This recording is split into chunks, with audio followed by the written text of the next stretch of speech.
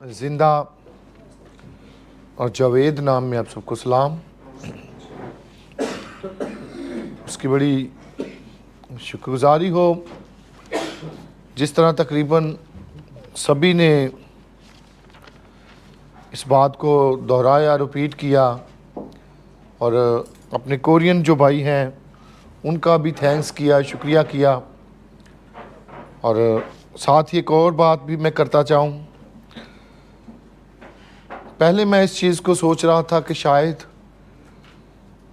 ये कोई इम्तिहान है, टेस्ट है, लेकिन फिर मैंने रूह में एक चीज़ को महसूस किया कि मुझे 100% देना चाहिए और इसको बतौर टेस्ट नहीं लेना चाहिए, बल्कि इस तौर पर लेना चाहिए कि जो बातें मैं बयान करूं दूसरे उसके वसीले से बरकत पाएँ, समझें और खुदावंद के नाम को जलाल दें। आमीन जी। खुदा के कलाम में से देखेंगे जी अपनी रुश्त व हदायत के लिए जो मेरा टॉपिक है उसी के मुताबिक ज़रा निकाल दीजिएगा अमाल की किताब के दूसरे बाब की 42वीं आयत। इमाल की किताब उसका दूसरा बाब, बुक ऑफ एक्ट है जी, चैप्टर 2 वर्स 42। जी निकाल दिया जी। पादिशाह साहब ज़रा पढ़ दीजिएगा। सभी अपनी बाइबल पकड़िएगा, मैं किसी को भी कह सकता हूँ। खुद ही पढ़ूँ? चलें ठीक है जी, खुद ही पढ़ लेते हैं। खुदा के कलाम में कुछ इस तरह लिखा है, और ये रसूलों से तालीम पाने और इफ़ाकत रखने में और रोटी तोड़ने और दुआ करने में मशगूल रहे। खुदा उनके पाक कलाम का पढ़ा सुना जाना हम सब के लिए बाइसे समझ हो। बाइबल मुक़द्दस में से हमने इमाल की किताब उसके दूसरे बाब की 42वीं आयत का मताला किया, और इसमें 4 चीज़ें बयान की गई, और ये हमारे ईमान की बुनियाद और साथ ही क्रिश्चियनिटी की बुनियाद भी इसको कहा जा सकता है। ईमान के 4 सतून, ईमान के 4 पिलर कहा जा सकता है। और एक बात ज़रूर कहूँ कि जो ही उनकी ज़िंदगियों में पाखरू आया, पाखरू के बाद जब बुजुर्ग पतरस के पहले ही वाज से 3000 लोग बदले, तब्दील हुए, तो उन्होंने इन 4 चीज़ों को जो है वो अपनी ज़िंदगी का नस्बोलैन बना लिया, अपनी ज़िंदगी का उन्होंने महवर बना लिया। और जो लफ्ज़ है मशगूल रहे, वो इसमें मगन हो गए, इन 4 चीज़ों में वो मगन हो गए। उन्होंने अपना मशगला इनको बना लिया, हॉबी बना लिया, और इसी को लेकर फिर वो आगे चले और पूरी दुनिया में वो फैले। और आज क्रिश्चियनिटी, मसीहत टॉप पे। आमीन। और इनमें पहली चीज़ जो मुझे टॉपिक दिया गया है क्या है जी? वाह, खुदा का कलाम। खुदा का कलाम, इसके मुताल्लिक मैं बात करना चाहूँगा।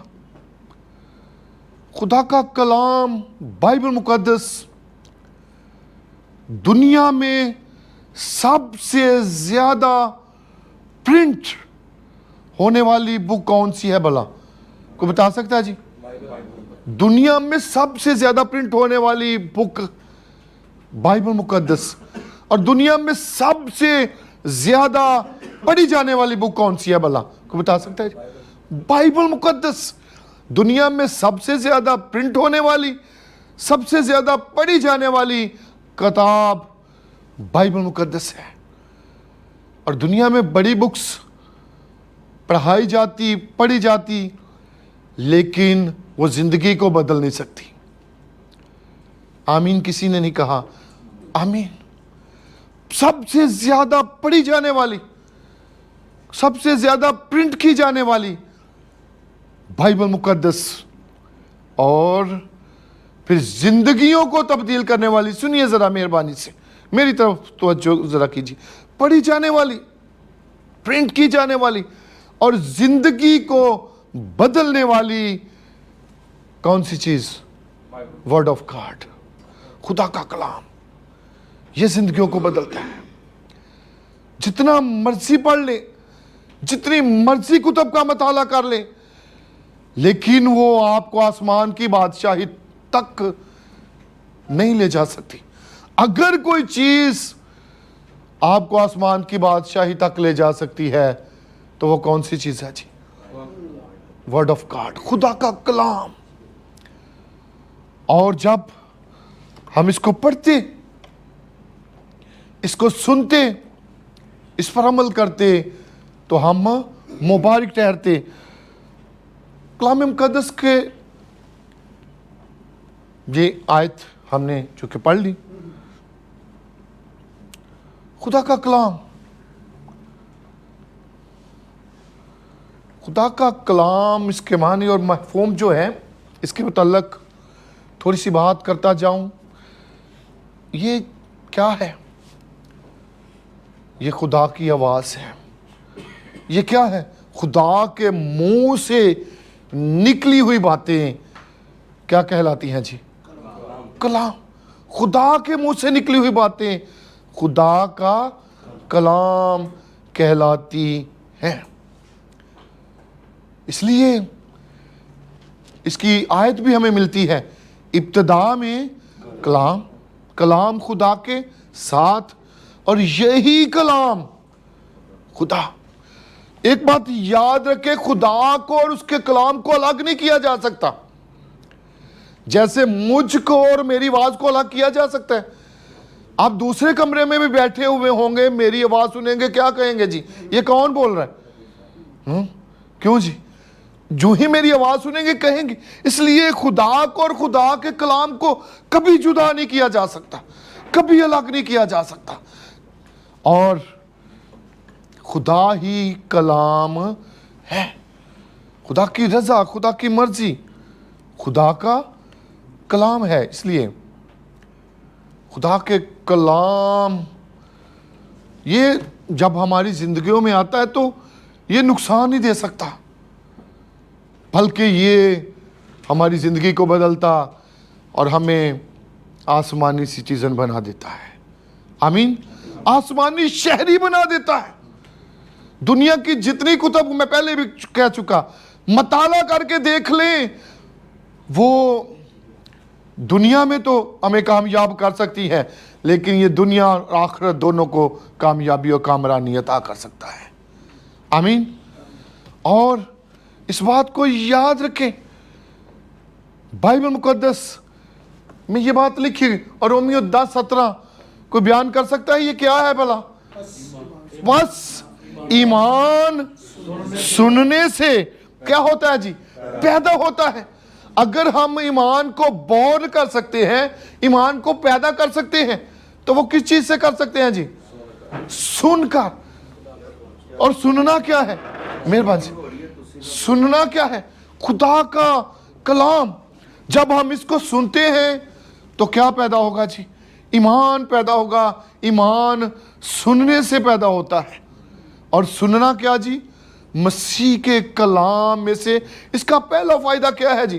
कि हमारा ईमान जो है वो बॉर्न होता है, हमारा ईमान पैदा होता है, और ये सिर्फ और सिर्फ खुदा के कलाम के वसीले से ही पैदा होता है।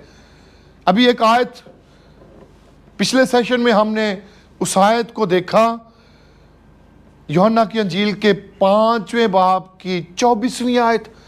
बस जो कोई मेरा कलाम सुनता है और मेरे भेजने वाले का क्या करता है? यकीन करता है, हमेशा की जिंदगी उसकी है, और उस पर सजा का हुक्म भी नहीं होता, बल्कि वो मौत से निकलकर कहां पर? जिंदगी में दाखिल हो जाता है। किस सबब से? खुदा के कलाम को सुनने से वो मौत से निकलता, कहां से निकलता जी? मौत से निकलता, मौत से निकलता और कहां पर जी? जिंदगी में चला जाता। किस सबब से भला? किस सबब से? खुदा के कलाम को सुनने के सबब से, ईमान के सबब से। भेजने वाले का यकीन करता हमेशा की जिंदगी उसकी है। इस बात को याद रखें। जब सुन लेते हमेशा की जिंदगी मौत से निकलकर, किस सबब से भला? क्यों जी? सिर्फ और सिर्फ खुदा के कलाम के सबब से वो मौत से निकलता और जिंदगी में दाखिल हो जाता है। और ईमान का एक और बड़ा फायदा मैं बयान करना चाहता हूं। इससे हम नजात को हासिल करते हैं।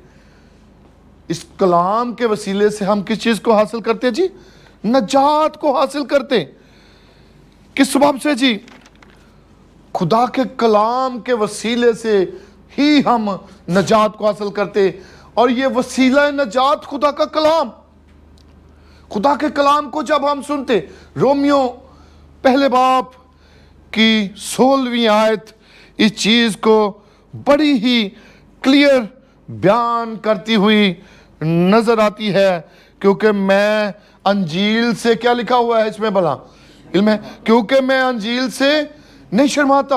वो कहता है मैं कभी शेम फील नहीं करता, मैं नहीं शर्माता, मैं अंजील से नहीं शर्माता। और ये हर ईमान लाने वाले के लिए ये क्या है?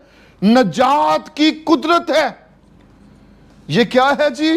नजात की कुदरत है ये। इसका दूसरा फायदा क्या है जी? कि खुदा का कलाम नजात की कुदरत है, इस बात को। और फिर तीसरा फायदा क्या है जी?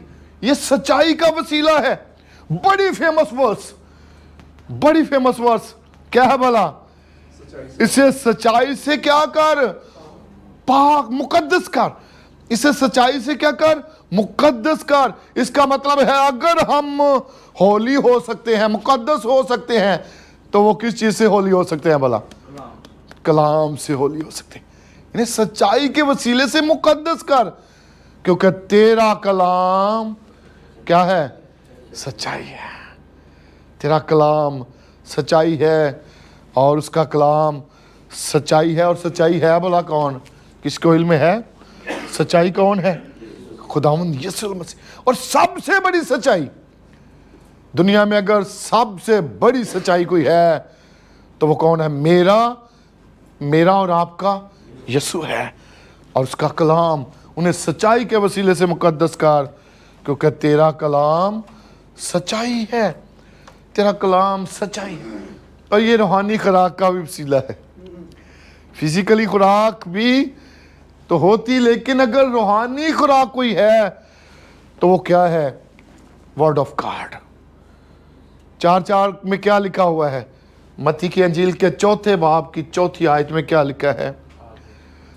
आदमी सिर्फ रोटी ही से जीता ना रहेगा, बल्कि हर उस बात से जो खुदा के मुंह से क्या निकला हुआ, उसका कलाम, उसकी लिखी लिखाई मर्जी, उसकी लिखी लिखाई बातें।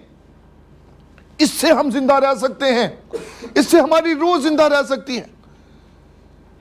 इसी के से हम हमेशा की जिंदगी को हासिल कर सकते हैं। रूहानी खुराक का जरिया भी है।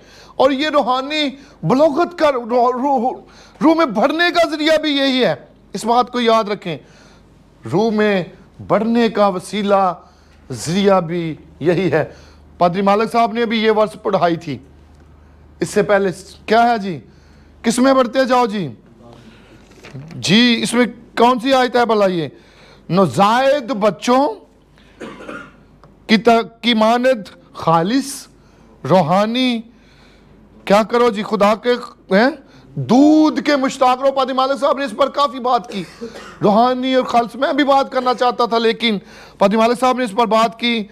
रूहानी खालिस रूहानी दूध के मुश्ताक हो। पाकिस्तान में मिलना मुश्किल, लेकिन क्यों पाकिस्तान में मिलना मुश्किल हो गया? हाँ मिलेगा जरूर। किन से भला पता है जी? हाँ लाइवा टीम से मिलेगा। ये दूध किसी और से नहीं मिलेगा, याद रखें। ये सिर्फ और सिर्फ कहां से मिलेगा? लाइवा टीम से 16 लोगों से ये मिलेगा आपको। और लाहौर से निकलकर हम इधर भी दूध सप्लाई करेंगे, इधर भी दूध सप्लाई करेंगे, इधर भी, चारों तरफ पूरे पाकिस्तान में इसको हम सप्लाई करेंगे। आमीन। पूरे पाकिस्तान में हम कराची जाएंगे, कोयटा जाएंगे, पेशावर जाएंगे, चारों तरफ जाएंगे इस दूध को लेकर। याद रखें, और जिंदगियां यीशु के पास आएंगी। आमीन। इस पे मैं काफी डिटेल से बात करना चाहता था, और हम सीख क्या रहे हैं? कलाम के जो फ़वाइद हैं इनके बारे में बात कर रहे हैं। कलाम के गुनाह पर गालिब आने का वसीला भी। सबसे खतरनाक चीज कौन सी है भला? दुनिया में सबसे खतरनाक चीज कौन सी है भला? सबसे खतरनाक गुनाह। क्यों जी? एटम बम खतरनाक है। सबसे खतरनाक चीज एटम बम नहीं है, कोई और वेपन नहीं है। दुनिया में सबसे ज्यादा खतरनाक पाकिस्तान नहीं है, दुनिया में सबसे खतरनाक अफगानिस्तान नहीं है। दुनिया में अगर सबसे खतरनाक चीज कोई है तो वो क्या है? गुनाह है। गुनाह है सबसे ज्यादा खतरनाक। और इस पर अगर गलबा हासिल करना है, ओह सोचते हैं गुनाह पीछा नहीं छोड़ रहा, चिमट गया है। कुछ ऐसे गुनाह भी होते हैं कि उपाधि कनीले साहब हो, ऐसे गुनाह होते हैं जो हमारी आदत बन चुके होते हैं। ऐसे गुनाह जो हमारी आदत, उनसे पीछा छुड़ाना हमारे लिए वबाले जान बन चुका होता। लेकिन उसका हल ज़बूर में बयान किया गया और खुदा के कलाम में बयान किया गया है। आमीन। कहां पर बयान किया गया है जी? खुदा के कलाम में बयान किया गया है। जवान अपनी रविश किस तरह पाक रखे। आगे क्या लिखा हुआ है? तेरे कलाम के मुताबिक उस पर निगाह करने से, निगाह रखने से, इस पर निगाह रखने से हम अपनी रविश से बच सकते हैं। और फिर 111वीं आयत में 19:11 में क्या लिखा हुआ है? मैंने तेरे कलाम को कहां पर रख लिया? कहां पर जी? अपने दिल में रख लिया। मैंने तेरे कलाम को अपने दिल में रख लिया है ताकि तेरे खिलाफ गुनाह ना करूं। इसका मतलब है ये अगर दिल में है तो ये हमें सिक्योर करेगा। अगर कलाम दिल में है तो ये हमें सेफ करेगा। कलाम हमें महफूज रखेगा। कलाम को अपने ऊपर लिया हुआ है, कलाम को पहना हुआ है, तो ये हमें सेफ रखेगा। मैंने तेरे कलाम को अपने दिल में रख दिया ताकि तेरे खिलाफ गुनाह ना करूं।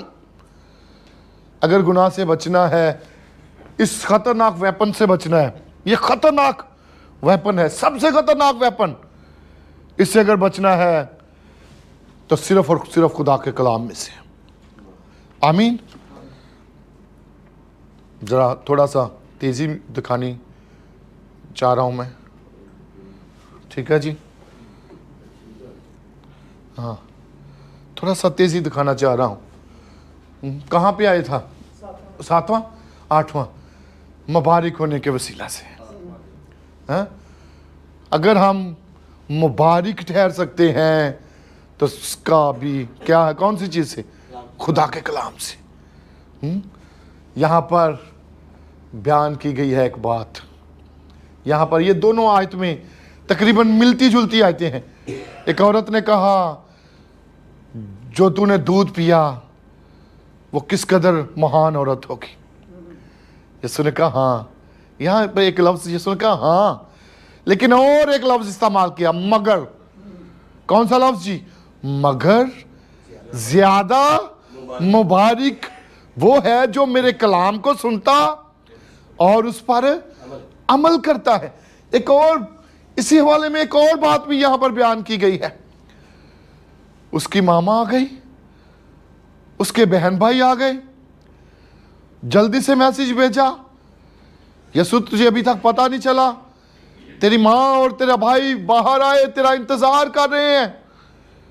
आंसर क्या था? मेरी माँ और मेरे भाई असल में है कौन? जो मेरा कलाम सुनते और इस पर अमल करते हैं, वो मुबारक है। इसलिए हम अगर मुबारक ठहरना चाहते हैं तो उसका एक ही हल है, वर्ड ऑफ गॉड, खुदा का कलाम। आमीन। खुद को परखने का अगर कोई चीज़ है, किसी में हम किसी को जान सकते हैं, परख सकते हैं, तो वो भी खुदा का कलाम ही है। इससे हम अपने आप को परख सकते हैं, इससे हम अपने आप को जान सकते हैं, इससे हम अपने आप को चेक कर सकते हैं, इससे हम अपने आप को, क्यों? इसमें आयत भला क्या लिखी हुई है? क्योंकि खुदा का कलाम जिंदा और मुअस्सर। कोई चीज़ हम, ये जिंदा है, याद रखें, ये जिंदा है। क्यों ये जिंदा है भला? ये जिंदगियों को बदलता है, हमें जिंदगी फूंक देता है। और बाइबल फरमा रही है ये जिंदा है। और साथ ही अगर कोई चीज मुअस्सर है तो वो कौन सी चीज है? वर्ड ऑफ गॉड, खुदा का कलाम जिंदा और मुअस्सर और हर एक दोधारी तलवार से ज्यादा, हर एक दोधारी। इसमें मैं गौर कर रहा था सुबह, हर एक, दुनिया में और भी कुतुब हो सकती, आगाज ही में मैंने कहा दुनिया में और भी होली कुतुब हो सकती हैं। जितने भी अध्ययन हैं, उन अध्ययन के पास एक एक होली उनकी होगी जिस पे वो बिलीव करते, लेकिन सबसे ज्यादा बंद में गुदे गुदे में से गुजर कर अगर दिल तक रसाई करती, अगर असर करती है और दिलों और ख्यालों को जांचने के लिए अगर कोई चीज़ है तो वो खुदा का कलाम है। आमीन, हालेलुया। और फिर एक और आगाही का जरिया भी यही है।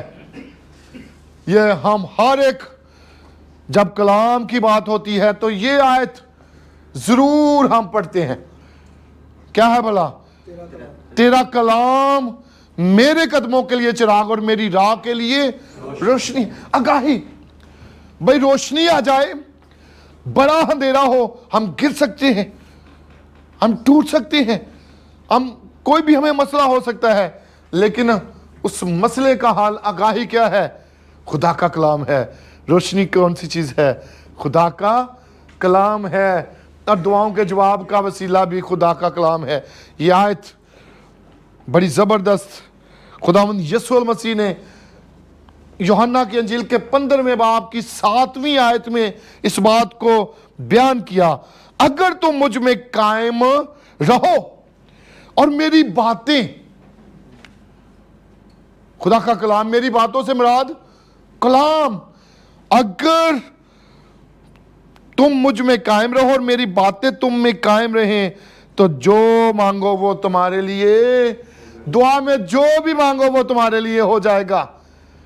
अगर उसका कलाम हमारी जिंदगी में है तो फिर जो भी हम मांगेंगे, चाहेंगे, वो हमारे लिए हो जाएगा। जल्दी जल्दी मैं नतीजे पे आ गया हूँ, जल्दी मैं रिजल्ट पे आ गया, चूँकि 10 पॉइंट थे, थोड़ा मुश्किल था। नतीजा मैंने इसको क्या दिया है? पैदाइश की किताब, ये पहले पॉइंट का नतीजा मैं दे रहा हूँ जी, ठीक है जी। पहले पॉइंट का पैदाइश की किताब के 2 बाब की 17वीं आयत और पैदाइश की किताब के 3 बाब की 4थी आयत में पहला गुनाह क्या है भला? पता है जी? पहला गुनाह हम किसको? फल खाने को कह देते, लेकिन पहला गुनाह क्या है भला? पता है जी? पहला गुनाह जरा निकाल दिएगा मेरे साथ, जरा जी, पहले देखिएगा, निकालिएगा मेरे साथ जल्दी से जी। 2 बाब की कौन सी आयत है जी? 17वीं आयत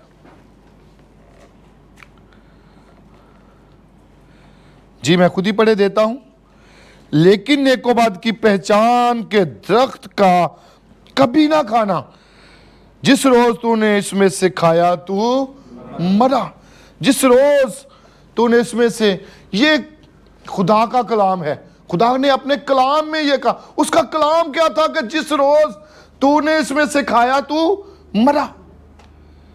पहला गुनाह मैं की बात कर रहा हूं अपने नतीजे पर। और पैदाइश की किताब के 3 बाब की 4 आयत में अबलीस का कलाम क्या था भला? अबलीस ने क्या कलाम किया कि तू हारगिज नहीं मरेगा। 3 बाब की 4 आयत मैं पढ़ी देता हूं। तब सांप ने औरत से कहा, तुम हारगिज ना मरोगे।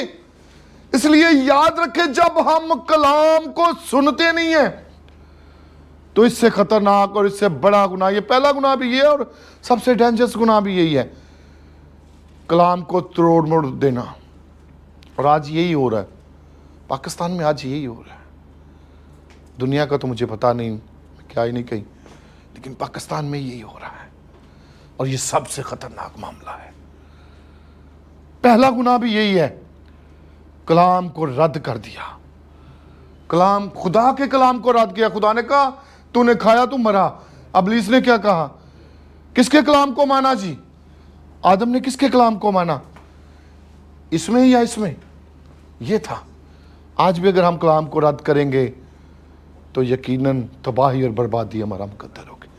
दूसरा पॉइंट क्या है भला जी? दुआ। दूसरा पॉइंट क्या है जी? दुआ। दूसरा पॉइंट दुआ है। मैं ज़रा जल्दी में सिंपल सा मैंने इसके मीनिंग्स को बयान किया है। दुआ के मीनिंग्स को, खुदा से बातचीत करना, खुदा से गुफ्तगू करना। खुदा से बातचीत करना या खुदा से गुफ्तगू करना क्या कहलाता है जी? दुआ कहलाता है। याद रखें, गुफ्तगू का वसीला या ज़रिया दुआ कहलाता है। किससे? खुदा से। और दुआ करनी किससे चाहिए? बाप से। सुनिए ज़रा, दुआ करनी किससे है जी? बाप से। और वसीला कौन है? यीशु मसीह, उसके नाम से। और रूहुल कुद्दस में रहकर जो हम दुआ करेंगे वो दुआ सुनी जाएगी, कबूल होगी। और दुआ की मैंने चंद मिसालें दी, इसलिए मैंने जल्दी से ये इस सारे पॉइंट को मैंने तीनों को इकट्ठे लेकर आ गया। दुआ किसी भी बड़े टारगेट को अचीव करने के लिए, किसी भी बड़े टारगेट को अचीव करने के लिए अगर हमने दुआ नहीं की तो वो टारगेट अचीव नहीं हो सकता। इस बात को याद रखें। इस हवाले में बड़ी ज़बरदस्त बात है। खुदावंद यीशु मसीह ने सारी रात दुआ में गुजारी। किस काम के लिए भला? बड़ी दुनिया थी, बड़े लोग थे, 70 हो सकते हैं, 100 हो सकता है, लेकिन चुनाव के लिए, चुनने के लिए, शागिर्दों को चुनने के लिए खुदावंद यीशु मसीह ने सारी रात दुआ की। लूका के अंजील के 6 बाब की 12 से 16 आयत में ये बात लिखी हुई है। इस हवाले को मैं पढ़ा नहीं रहा। पूरी रात खुदावंद यीशु मसीह ने दुआ की और फिर उनमें से 12 चुना, जैसे हम में से 16 चुन लिए के हैं। ज्यादा थे, बहुत ज्यादा थे। और चुनाव से पहले खुदावंद यीशु मसीह ने क्या किया जी? दुआ की। कितनी देर दुआ की? नाइट प्रेयर कह सकते हैं जी। क्यों जी? Night prayer. सारी रात खुदावंद यीशु मसीह ने दुआ में गुजार दी। और भी शख्सी दुआएं, बड़ी दुआएं, किसी भी टारगेट को अचीव करने के लिए हमें शख्सी तौर पर दुआ में झुकने, खानदानी दुआ में। पतरस के खत के 3 बाब में एक ही वाला मैंने यहाँ पढ़ लिया। पतरस के खत 3 बाब की 7वीं आयत। अगर मियाँ और बीवी मुत्तफिक नहीं होंगे खानदानी दुआ में तो हमारी दुआएं क्या हो जाएंगी भला? स्टॉप हो जाएंगी, रुक जाएंगी। हमारी दुआएं रुक जाएंगी। मियाँ उधर जा रहा, बीवी उधर जा रहे, नो, मुत्तफिक हो जाए, 2 मुत्तफिक हो जाए। ये छोटी बात नहीं है। 2 मुत्तफिक हो जाएं और पूरी बाइबल भरी पड़ी है इस बात से कि दो मुतफिक हो, और वो दो मुतफिक होने वाले कौन है? मियाँ और बीवी दो मुतफिक हो जाएं। और इज्तिमाई दुआ में मैंने इस हवाले को लिया, और भी मेरे पास हवाला जात हैं। ये क्या है जी? जहां दो या तीन, इज्तिमाई दुआ में है, जहां दो या तीन मेरे नाम से जमा होंगे, मैं उनके दरमियान मौजूद होऊंगा। इज्तिमाई दुआएं बाइबल में बड़ा जिक्र है। खुरूज की किताब के 17वें बाब में एक बड़ी जबरदस्त दुआ है। इज्तिमाई दुआ की बात कर रहा हूं। जब बुजुर्ग मूसा अकेला दुआ कर रहा था तो क्या होता? अमालिक की जो है बनी इसराइल कौम पर गालिब आना शुरू हो जाते, और हाथ ऐसे रखता। बंदा कितनी को देर रख सकता है जी हाथ ऐसे? 5 मिनट, 7 मिनट, 10 मिनट, लेकिन क्या है? और फिर कौन कौन आया जी उसकी हेल्प के लिए? किसको पता है जी? बुजुर्ग मूसा के हारून आया, हूर आए, और एक ने उधर से पकड़ लिया, एक ने उधर से पकड़ लिया, यूनाइट होकर, मुतफिक होकर। और लिखा है वो बैठे रहे और शाम तक अमालिकियों को फतह कर लिया। आमीन। अगर हम इज्तिमाई दुआ करेंगे, चर्च में बैठकर दुआ करेंगे, खुदा बड़े काम करेगा। आमीन, हालेलुया। पतरस के लिए कलीसिया दुआ कर रही थी। पतरस के लिए कौन दुआ कर रहे थे? चर्च। चेन्स टूट गई, और कोई वो एक यहां तक नहीं है, अगली कोठरियों में जाकर उसको रखा गया था। लेकिन दुआ फिर आसमान को हिला देती है। इज्तिमाई दुआ लेकिन खुदा का फरिश्ता फिर आसमान से आया और उन सारी चेन्स को, सारी बेड़ियों को, सारे मामलात को उसने ख़त्म कर दिया।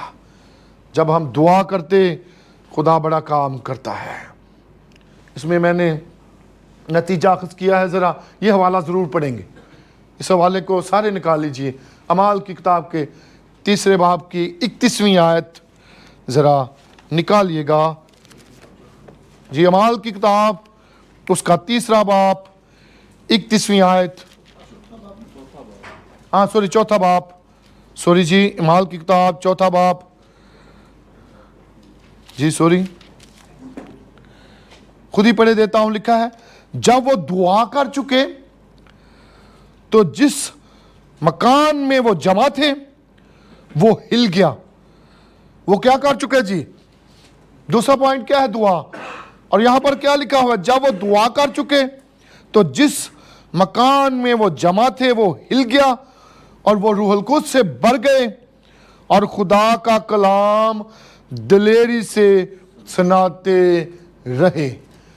अगर दुआ में झुकने वाले होंगे तो फिर हम कलाम को भी दिलेरी से सुनाने वाले होंगे, वरना चेहरे देखकर हम अपना पॉइंट चेंज कर लेंगे, चेहरे देखकर हम रुक जाएंगे, चेहरे देखकर कहेंगे वो ये ते लगन डे है, ये तो आके बैठ गया, ये ना बंदा तो फिर मैं कलीसिया नूं सुना। नो, अगर दुआ में झुक कर खुदा के कलाम को बयान करेंगे तो फिर दिलेरी खुदा अता करेगा। आमीन जी। तीसरा पॉइंट,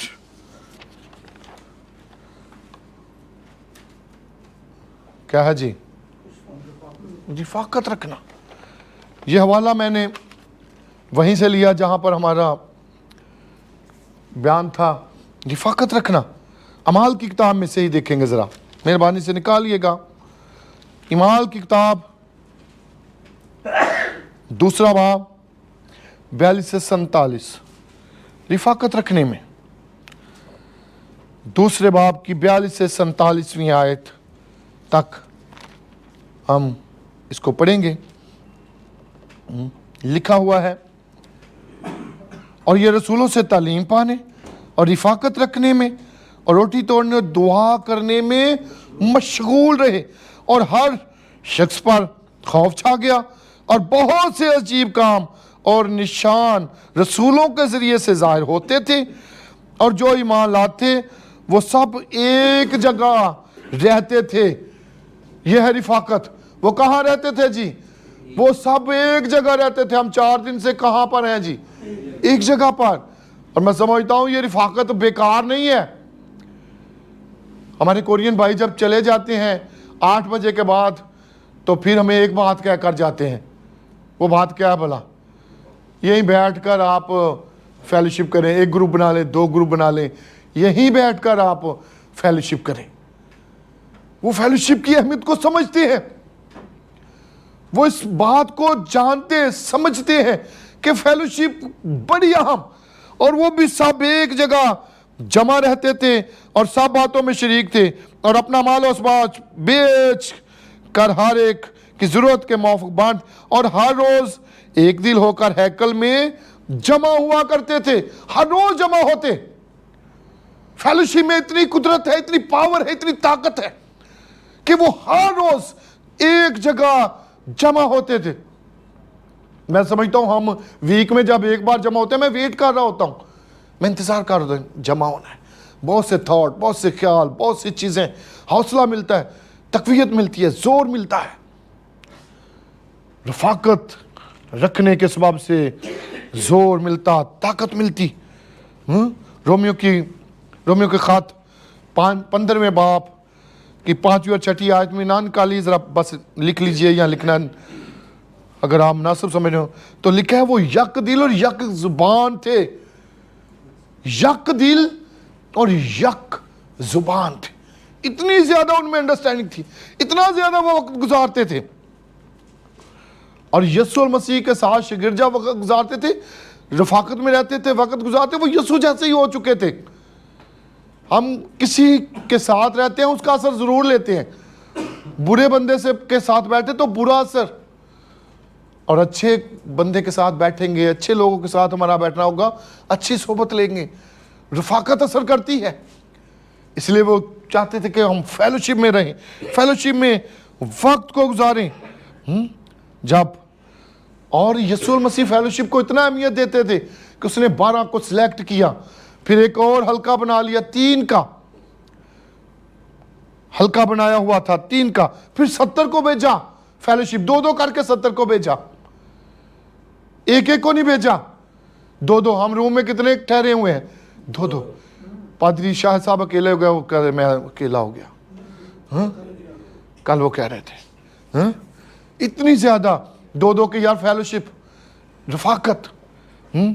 एक अगर कोयले जल रहे हों और जलते हुए कोयले को यहां से उठाएं और थोड़ा सा इधर रख दें, क्या होगा जी? बुझ जाएगा। फेलोशिप की अहमियत इतनी है, फेलोशिप की कदर इतनी है।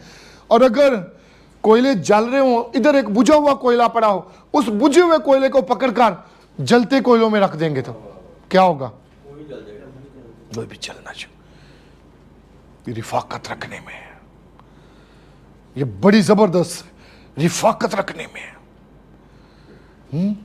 वो रिफाकत में रहते, याद रखें, बड़ी जबरदस्त चीजें हैं भाई। अगर फिंगर, सुनिए जरा, फेलोशिप की बात कर रहा हूं, ये बड़ी अहमियत है। इस एक फिंगर से मैं ये गिलास उठाने लगा हूं, इस गिलास को मैं उठा सकता हूं? जो ही अगर ऐसे कर लूंगा तो इजीली उठाकर मैंने पी भी लिया, इसी बहाने। ये फेलोशिप की ताकत है, याद रखें। पादी खालिद मुश्ताक साहब एक बात कर रहे थे, भाई बारात में सबसे ज्यादा अहमियत किसकी होती है? दुल्हे की होती है। सबसे ज्यादा अहमियत किसकी होती है? दुल्हे की। और अगर अकेला ही दुल्हा उधर इधर फिर रहा हो, हार भी पहने हुए सब, तो क्या उसको कहेंगे? माइटल कहेंगे, पागल कहेंगे, उसको पागल कहेंगे। और अगर उसके साथ बाराती होंगे, क्यों जी, अच्छा लगेगा। फेलोशिप की इतनी कदर है, फेलोशिप की इतनी अहमियत है। फेलोशिप के बगैर कुछ नहीं है, याद रखें इस बात को। और एक और बात मैं फेलोशिप के हवाले से करना चाहता हूं। यीशु अकेले, जब यीशु बादलों पर आएगा, अकेले पादरी शमौन को ले जाएगा या चर्च को लेने के लिए आ रहा है? वो चर्च को लेने के लिए आ रहा है, वो कलीसिया को लेने के लिए आ रहा है। वो वो अकेले बंदे को नहीं, वो चर्च को लेने के लिए आ रहा है, दुल्हन को लेने के लिए आ रहा है। और यीशु मसीह ने दुल्हन, रफाकत, फेलोशिप पूरे चर्च को लेने के आ रहा है। हमारा बदन यहां पर कट लग जाए तो क्या सिर्फ मेरी फिंगर या पूरा बदन? इस पे किसी ने बात भी की थी। एक कट लग जाए तो क्या होगा जी? पूरा बदन, इसी का नाम फेलोशिप। पूरा बदन इसको महसूस करेगा, पूरे बदन परेशान हो जाएगा। फिंगर पे कट लग गया है, परेशान कौन होगा जी? पूरा बदन होगा। पादरी मालिक साहब परेशान हुए तो क्या सिर्फ पादरी कनीले साहब, सिर्फ पादरी मालिक साहब परेशान थे? पूरा अलायंस परेशान था। पास्टर यांग ने एक बात कही, ये फेलोशिप के हवाले से मैं बात करने लगा हूं। पास्टर यांग ने एक बात कही, वो बात क्या थी भला? कि भाई अगर किसी एक बंदे को प्रॉब्लम हो जाए तो फिर आपकी यूनिटी शो होनी चाहिए, आपकी यूनिटी नजर आनी चाहिए। और यूनिटी कैसे नजर आएगी भाई? अगर पादरी मालिक साहब का 50,000 लगा है, 20 से 16,000 लगा है, तो अगर ये 16,000 अकेला पेड करेगा तो मुश्किल होगी। और अगर 1,000 ये डाले, बाकी 1,000, सिर्फ 1,000 डालें तो कितना बन जाएगा? सिर्फ 1,000 कितना बन जाएगा? 16,000। इसी का नाम फेलोशिप है, इसी का नाम रफाकत है। और इस पर मेरे ख्याल में सबसे ज्यादा अगर पास्टर यांग साहब ने बात की है तो इसी बात पे बात की, यूनिटी पे, इत्तेहाद पे, फेलोशिप पे। और फेलोशिप बड़ी जबरदस्त चीज है। और अगर भाई पादरी टाई लगा के सारा देख के आके चर्च में आके बैठा हुआ कलीसिया ही ना आए, काम चल जाएगा? नहीं चलेगा। हर एक चीज की जरूरत है। फेलोशिप इसी का है, कमजोरों को भी साथ लेकर चलना, कमजोरों को भी साथ लेना। और चौथी चीज भला क्या है? क्यों जी? मनादी करना, एवेंजलिज्म, एवेंजलिज्म, मनादी करना। यूहन्ना की अंजील 4 बाब की 35वीं आयत जरा निकालिएगा। हमने क्या करना है? मनादी करनी है। कौन सा हवाला मैंने कहा जी? यूहन्ना की अंजील 4 बाब 35वीं आयत जी। जी 4 बाब की 35वीं आयत। क्या तुम, सबने निकाल लिया जी? क्या तुम कहते नहीं कि फसल के आने में अभी कितने महीने बाकी हैं? 4 मंथ। कितने महीने?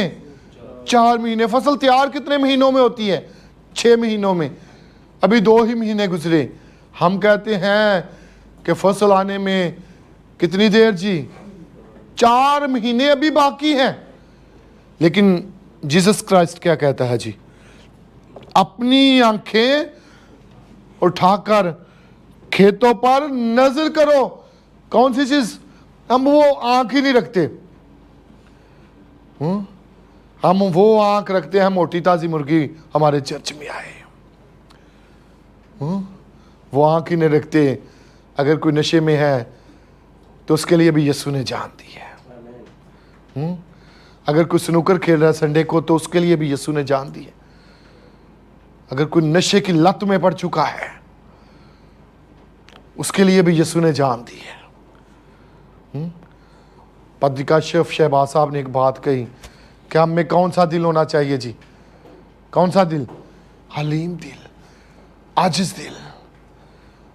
और ये आजिज दिल किस में पैदा हो सकता है? सिर्फ बॉर्न अगेन बंदे में फरोतन दिल हो सकता है। हर एक रूह, हमारे कोरियन भाई जो है, अगर कोई आखिरी सांस भी ले रहा हो, हॉस्पिटल में आखिरी सांस भी ले रहा हो, ये कहां पर जाएंगे? हॉस्पिटल में जाकर उसको बताएंगे कि तू बच चुका है, तू सेफ है, तू महफूज है। हॉस्पिटल में जाकर हॉस्पिटल में जाकर भी वो आखिरी सांस ले रहा है, और अगर वो अंडरस्टैंड कर जाए कितनी बड़ी बात होगी कि वो आसमान पर रूह चली जाएगी। ऐसा दिल। और लिखा है कि फसल पकने में अभी 4 महीने बाकी है, लेकिन नजर करो, आज से पहले ये हमारी नजर नहीं थी, नजर थोड़ी कमजोर थी देखने के हवाले से। तो फिर अपने आईक्यू को क्या करना है?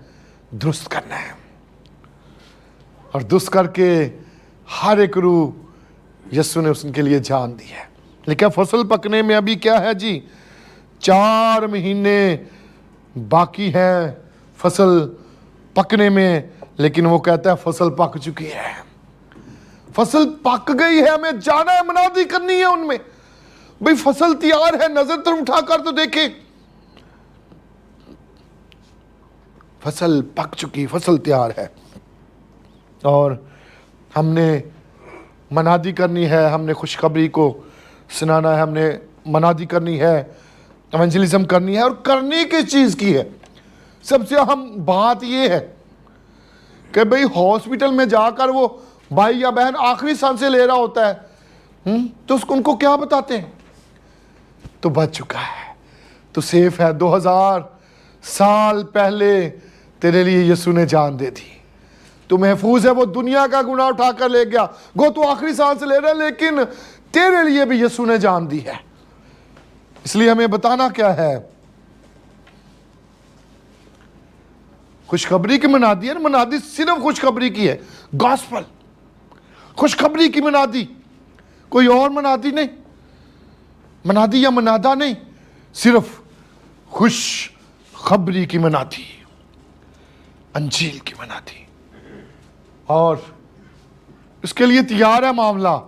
ये नहीं है खेत तैयार करने की जरूरत होगी, सारे मामले को, खेत तैयार हो चुका, फसल तैयार हो चुकी, और जाकर करनी है। और करनी किसकी है? यीशु की। और क्या करना है? यीशु कौन है, यीशु मसीह कौन है, इसके बारे में उनको बताना है। यीशु कौन है? कभी कभी हम या हमारी कलीसिया के एल्डर या जो वुमेन बहनें होती हैं, वो जाकर बताओ साडा पादरी बड़ा सोना कलाम सुनांदा है, बड़ा वधिया कलाम सुनांदा है। ताई शाही तो वो उतारते नहीं है, बड़े वेल एजुकेटेड है पादरी साहब है हमारे, चर्च हमारा बड़ा खूबसूरत, सारे इंस्ट्रूमेंट हमारे पास मौजूद, हमारे चर्च में आए, पादरी साहब से कलाम सुने, पादरी साहब बहुत अच्छा कलाम सुनाते हैं। क्या इस चीज़ की मनादी करनी है? पादरी साहब जी। क्यों जी? पादरी साहब की मनादी? किसकी मनादी? यीशु की, इसकी मनादी। अगर कोई ये बताए पादरी साहब बड़े अच्छे हैं, पादरी खालिद मुश्ताक साहब के बारे में यकीनन इनकी कलीसिया बताती होगी, कभी टाई से मैंने नहीं देखा इनको, लेकिन अगर कोई ऐसा करता हो तो उनको बताएं, नहीं यीशु के बारे में बताएं। अगर यीशु को लेना है, नजात को लेना है, हमेशा की ज़िंदगी को लेना है, तो हमारे चर्च में आए। आमीन। यीशु को लेना है तो कहाँ आए? हमारे चर्च में आए, और हम बताएंगे यीशु क्या है, कौन है, और उसने हमारे लिए किया क्या है। और यही खुशखबरी है। हम इसके बारे में पादरी मालिक साहब से, पादरी शाह साहब से हमने बड़ी डिटेल के साथ इस बात को हमने जाना है। ये बड़ी है, इसकी मनादी करनी है, हमने मनादी करनी है तो इसी की मनादी करनी है। कभी कभी हम अपने फोकस से हट जाते हैं, कभी कभी हम अपने टारगेट से हट जाते हैं। मैंने एक भाई से एक मिसाल सुनी और मैं ज़रूर बयान करना चाहूँगा। एक शख्स था, उसने एक शिकारी जानवर को पाला हुआ था, और वो उस शिकारी जानवर को लेकर जंगल में गया, और जो ही जंगल में गया तो सामने एक हिरन था। उसने अपने शिकारी जानवर को कहा हिरन को पकड़ना है। वो हिरन के पीछे भागा, दौड़ा हिरन के पीछे, और जो ही वो हिरन से के पीछे भागा शिकारी जानवर, तो क्या आया कि सामने से उस एक लूमड़ी ने उसका रास्ता काटा, उस शिकारी जानवर का। उसने हिरन को छोड़कर किसके पीछे? लोमड़ी के पीछे उसने भागना शुरू कर दिया, लोमड़ी के पीछे दौड़ना शुरू कर दिया। जो ही वो लोमड़ी के पीछे दौड़ा तो उसका रास्ता खरगोश ने काट दिया। वो लोमड़ी को छोड़कर किसके पीछे उसने भागना शुरू कर दिया? खरगोश के पीछे। वो बड़ी तेजी के साथ खरगोश के पीछे भाग रहा है और फिर भाग रहा है तो एक चूहा आया और उस चूहे ने उसका रास्ता काटा। उसने खरगोश को छोड़कर किसके पीछे? चूहे के पीछे भाग रहा है। चूहा बिल में और वो शिकारी जानवर क्या है जी, बिल के ऊपर बैठा हुआ है, इंतजार कर रहा है, वेट कर रहा है। कभी कभी हम अपने टारगेट से हट जाते। शिकार किसका करना था? हिरन का। इस कहने से मुराद फोकस, हमारा फोकस। हमारे जो कोरियन भाई हैं इनका फोकस किस चीज पे होता है भला? किस चीज पे जी? साल्वेशन पे। कभी कभी हमारे दूसरों का तो नहीं मुझे पता, लेकिन हमारी से पर सब जिदो होंदे ने ऐ सुनाते ने, जिदो होंदे ने ऐ सुनाते ने, हाँ? लेकिन क्या है हमारा फोकस, हमारा टारगेट? वो अपने टारगेट से नहीं हटते, वो अपने फोकस से नहीं हटते। इसलिए हमें भी अपने फोकस से कभी नहीं हटना। अगर वो नहीं हटते, किसी ने बात सुनाई थी सीनियर पास्टर यूहान के मुतल्लक। एक बात मुझे याद आई कि जब वो लाइव सेमिनार सुनाने के लिए खड़े होते हैं तो वो उनका फोकस इतना ज़्यादा होता है कि अब जो वो पास्टर हैं उनको इतना पता चल गया है कहाँ पर उन्होंने जाकर खड़े होना है, कहाँ से उन्होंने पीछे आना है, कहाँ पे अब कौन से, वो उनको इतना पता चल गया कहाँ आके उन्होंने अपनी ये एल्बो सेट करनी है, कौन सा लफ्ज़ अब इसके बाद कहना। इतना फोकस है उनका, इतनी तवज्जो है उनकी लाइव सेमिनार पे, इतनी तवज्जो है, इतना फोकस है उनका। हमें भी इस फोकस पे क्या रहना है? खुशखबरी पे, इसके मुतल्लक हमें बयान करते रहना है। इस फोकस से हमें कभी नहीं हटना। और अगर नहीं हटेंगे, लास्ट 4-5 मिनट में इस बात को क्लोज करने लगा हूँ। लास्ट 4 से 5 मिनट में मैं अपनी बात के एंड पे आने लगा हूँ। अगर हम रूहें बचाएंगे, रूहें जीतेंगे, तो इसका ये नहीं है। बुजुर्ग पतरस ने भी इस बात को कहा, भाई सब कुछ छोड़ छाड़ कर सारा काम करें, हम तेरे पीछे क्या मिल, इस जहां में भी सब कुछ और आने वाले जहान में क्या, हमेशा की जिंदगी। फोकस करें, तवज्जो दें, टारगेट करें। अगर इससे नहीं हटेंगे तो फिर हम हमेशा की जिंदगी तो हासिल करेंगे, लेकिन रिवॉर्ड्स भी हम पाएंगे, अनाम उकराम भी हासिल करेंगे, रिवॉर्ड्स को भी हम हासिल करेंगे तब जब हम रूहों को बचाने वाले होंगे, रूहों को जीतने वाले होंगे, खुशखबरी को फैलाने वाले होंगे, खुशखबरी को सुनाने वाले होंगे। तो फिर यहां पर भी और आसमान पर भी, याद रखिए, आसमान पर भी हमेशा की जिंदगी को हासिल करने वाले होंगे। करंथियों का खत उसके 3 बाब में बड़ी क्लियर है, 9 से 16वीं आयत में लिखा हुआ है, जिसका काम उस पर बना हुआ बाकी रहेगा। और वो काम क्या होगा? वो काम क्या होगा जी? रूहों को बचाने के काम की बात हो रही है, नए सिरे से पैदा होने के बाद की बात हो रही है। जो काम फिर हमने किया, जिसका काम बना हुआ बाकी रहेगा, वो क्या हासिल करेगा? अजर हासिल करेगा, अजर पाएगा, रिवॉर्ड्स पाएगा। और वो रिवॉर्ड्स क्या है? चंद एक बातें, सिर्फ 4-5 मिनट में, 2-3 मिनट बाकी रह गए, इनमें अपनी बात को मैं क्लियर करूंगा। वो रिवॉर्ड्स को हासिल करने वाला होगा। ये करना है हमने। एक हवाला जरा मेहरबानी से पढ़ दीजिएगा, जरा मेहरबानी से एक हवाला जरूर पढ़ना चाहूंगा मैं। करंथियों के नाम खत में से 9वें बाब की 16वीं आयत। पहला जी, 1 मिनट मुझे भी निकाल लेने दीजिए जरा जी, सामने निकालें जी, पढ़ें। अगर खुशखबरी सुनाऊं तो मेरा कुछ फख्र नहीं। मेरा टॉपिक क्या है? मनादी किसकी करनी है जी? खुशखबरी की। अगर खुशखबरी सुनाऊं तो मेरा कुछ फख्र नहीं, क्योंकि ये तो मेरे लिए जरूरी है। ये तो मेरे लिए क्या है? जरूरी है, जरूरी बात है। बल्कि ये मेरे लिए कौन सी बात है जी? जरूरी बात। भाई जरूरी बात हमारे लिए कौन सी है जी? खुशखबरी। कोई और जरूरी बात नहीं है। बुजुर्ग पौलुस के लिए भी ये जरूरी था कि वो जरूरी बात सुनाए।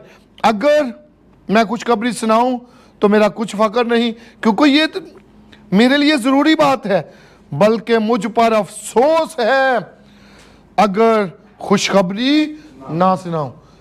अफसोस, हम अफसोस का लफ्ज कब इस्तेमाल करते हैं? क्यों जी? जब किसी फौतगी पे गए होते हैं, भाई जी बड़ा अफसोस हुआ है, बाजी बड़ा अफसोस हुआ है। लेकिन खुदा हमारे लिए कब अफसोस करता है? जब हम खुशखबरी नहीं सुनाते। हम पर अफसोस, अगर हम खुशखबरी ना सुनाए, वो कहे मुझ पर अफसोस अगर मैं खुशखबरी ना सुनाऊं तो मुझ पर अफसोस। बात मैं क्या कर रहा था? रिवॉर्ड्स, अनाम कराम की। और लिखा जिसका काम बना हुआ बाकी रहेगा, और काम वही होगा जो खुशखबरी हमने सुनाई होगी। वो काम है, वो अजर पाएगा। इस बात को याद रखें, वो अजर हासिल करेगा। और फिर इस बाइबल मुकद्दस में ये बात लिखी हुई है, दानियल की किताब में भी ये बात लिखी हुई है कि फिर हम आसमान पर किसकी मानद चमकेंगे? कितनी देर चमकेंगे जी? सितारों की मानद। कितनी देर? अब्दुल बाद हम चमकेंगे। सितारों की मानद कितनी देर चमकेंगे? अब्दुल बाद चमकेंगे, हमेशा के लिए हम चमकेंगे। अब्दुल बाद हम चमकेंगे, सितारों की मानद अब्दुल बाद चमकेंगे। और करंथियों के खत में ये बात लिखी भी हुई है। करंथियों के खत में इस बात को बयान भी किया गया 15वें बाब की 41 वर्स 41वीं आयत में। भाई जलाल में भी फर्क होगा। जलाल में क्या होगा जी? फर्क होगा। सितारे का जलाल और होगा, ये छोटा सितारा भी हो सकता है कोई। जलाल में क्या होगा जी? फर्क होगा। सितारों के जलाल में फर्क होगा। एक चांद ऐसा भी होता है, लेकिन इससे हम खुश होते हैं। इसको हमने कहा कभी? कौन से चांद की हम बात करते हैं जी? 14वीं का चांद है। कौन से चांद की हम बात करते हैं? क्यों जी? कौन से चांद की? 14वीं के चांद की बात करते हैं हम। और फिर सूरज के। आमीन। यकीनन पास्टर यांग साहब आसमान पर सूरज की मानिद होंगे, और पास्टर किम भी सूरज और चांद की मानिद होंगे, और पादरी कर्नेलियस साहब 14वीं का चांद होंगे। 14वीं का चांद होंगे। और कुछ बड़े सितारों की मानद, शायद उनमें मैं भी। आमीन। एक छोटा सा सितारा, एक छोटा सा सितारा होगा। आमीन। लिखा है फिर हम आसमान पर, जलाल में फर्क होगा, लेकिन हमें ये करते रहना मनादी। आमीन। मुझ पर अफसोस अगर ये मनादी मैं ना करूं। खुदावंद आपको बरकत दे।